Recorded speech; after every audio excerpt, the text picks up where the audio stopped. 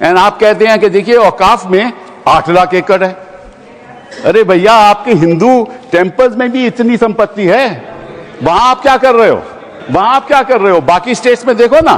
अच्छा, और ये नहीं कि हर धर्म में सुधार नहीं होना चाहिए, उतार होना चाहिए, मैं आपके साथ सहमत हूं। हिंदू धर्म में भी सुधार लाना चाहिए, लाना चाहिए ना, हिंदू धर्म भी सुधार लाना चाहिए। ऐसा तो नहीं हो सकता। तो जो हमारी सरकार ने किया है वो मुस्लिम भावना के सम्मान के लिए किया है। और जहां तक मैं कहना चाहूंगा, हिंदू समाज के बारे में बात करते हैं, हमारे यहां कोई प्रॉब्लम नहीं है। हमारे यहां कोई ऐसा नहीं कि हज पे कोई गैर मुस्लिम नहीं जा सकता। हमारे देखिए कुंभ में 50 लाख विदेशी आए थे और किसी से नहीं कहा या कन्वर्ट हो जाओ। इसलिए मैं कहना चाहता हूं, हिंदुइज्म की धारणा और बाकी धारणा का जो तुलना करने का प्रयास करते हैं वो बहुत उचित नहीं है। मगर सभापति महोदय, इस वक्त ने कई अद्भुत नजारे दिखाए। इस्लाम में जो काफिर से ज्यादा मुशरिक और शिर्क को बुरा माना गया, यानी जो भगवान को माने ही नहीं। यहां देखिए वो लेफ्ट के लोग जो कहते हैं धर्म एक अफीम है, वो आज खुदाई खिदमतगार बन के खड़े हो गए।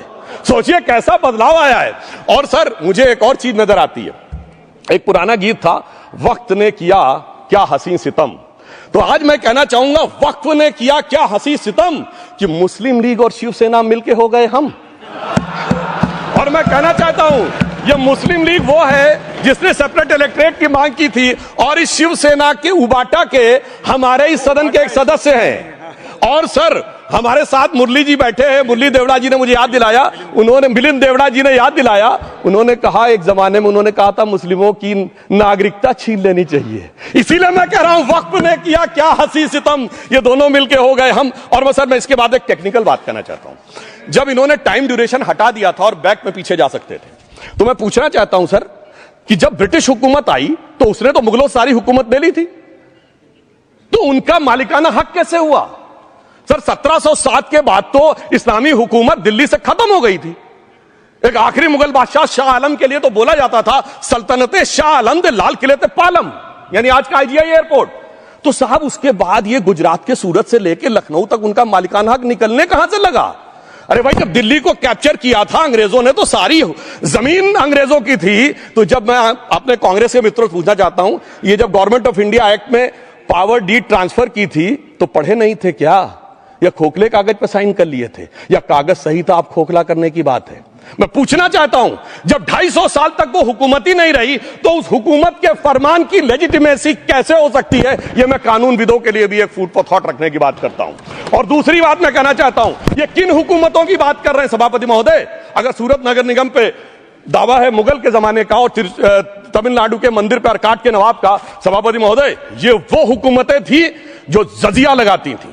ये वो हुकूमतें थी जो जिम्मी का कॉन्सेप्ट रखती थी। ये वो हुकूमतें थी जो गाजी की बात करती थी। क्या भारत के संविधान में उन हुकूमतों के फरमान को सही मान्यता देना सही है? बिल्कुल गलत है। मैं कहता हूं, बाबा साहब अंबेडकर के संविधान में यदि आप ऐसी हुकूमतों के फरमान को रखने की कोशिश करते हैं तो this is fraud on constitution. और हमारी सरकार ने अगर बैकडेट से वो बंद किया है तो उस फ्रॉड को रोकने की पूरी व्यवस्था की है। और यहां पर मैं ये भी कहना चाहता हूं सभापति महोदय, जमींदारी उन्मूलन 1948 में हो गया, मगर ये बाद में जमींदार कैसे क्रिएट हो गए? हमने बचपन में विनोबा भावे, हम लोग के जन्म से बहुत पहले की बात है, विनोबा भावे जी के भूदान आंदोलन की बात सुनी थी, जिसमें जमींदारों से पैसा लेके जमीन लेके गरीबों को दी जाती थी। पर सभापति महोदय, कभी आपने सुना कि गरीबों की जमीन जमींदारों को मिल जाए? वो 2013 के बोर्ड ने वो व्यवस्था कर रखी थी। यानी वो भूदान आंदोलन था गांधी जी के शिष्य विनोबा जी का, तो आज के गांधियों के नेतृत्व में भू हड़प आंदोलन शुरू हो गया। अगर वो भूदान आंदोलन था तो ये भू हड़प आंदोलन था। इसलिए मैं एक और बात भी कहना चाहूंगा सभापति महोदय कि जिन हुकूमतों के फरमान की बात की जाती है, एक और फैक्ट है, इसको कोई अन्यथा न ले, जितने मुस्लिम बादशाह अलाउद्दीन खिलजी के बाद उन्होंने बगदाद की खलीफा का खुतबा पढ़ा है। That is a foreign rule, it's on record. कैसे उसको भारत सरकार मान्यता दे सकती है? इसलिए मैं कहना चाहता हूं, जरा सा गौर से देखेंगे तो हकीकत आपके सामने आ जाएगी। और क्या कभी किसी ने कल्पना की, किसी क्रिश्चियन ने तो नहीं कहा कि इंडिया गेट हमारा है, गेटवे ऑफ इंडिया हमारा है, और चर्च नहीं सही फिर भी चर्च गेट हमारा है? तो फिर यह केवल किसी एक के दिमाग में क्यों आती है? हमने जो इवैक्यू एक्ट के तहत दे दिया था पाकिस्तान के गए लोगों को, क्या हमारे जो सिख और हिंदू भाई आए थे उनकी जमीनें मिली?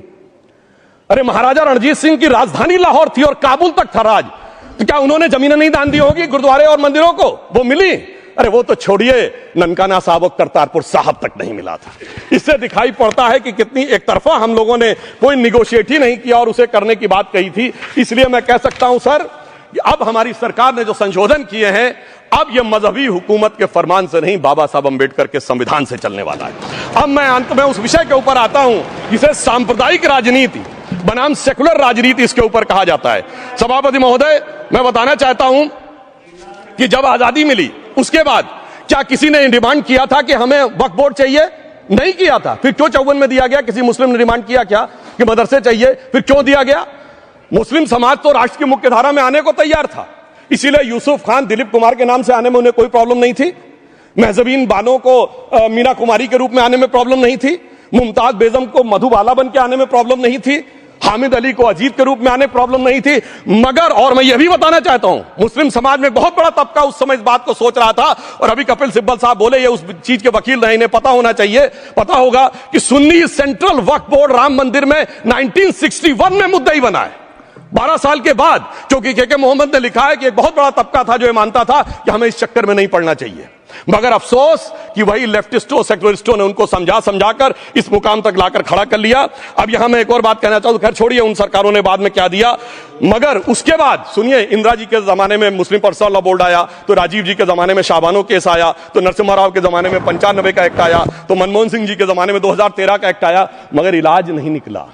तो इसे एक शेर में कहूंगा कि मरीजे सेकुलर इश्क पर लानत खुदा की, मर्ज बढ़ता गया जो जो दवा की। अब मैं सभापति महोदय एक और बात कहना चाहता हूं, शुरू के 20-25 साल में मुस्लिम समाज के बारे में मैं कहना चाहता हूं।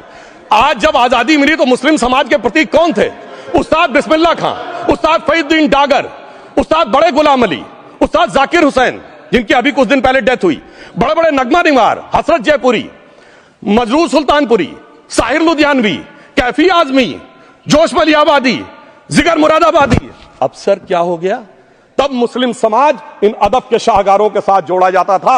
आज मुस्लिम समाज का नेतृत्व किन लोगों के साथ जोड़ता है? इशरत जहां, याकूब मेनन, मुख्तार अंसारी, अतीक अहमद, दाऊद इब्राहिम।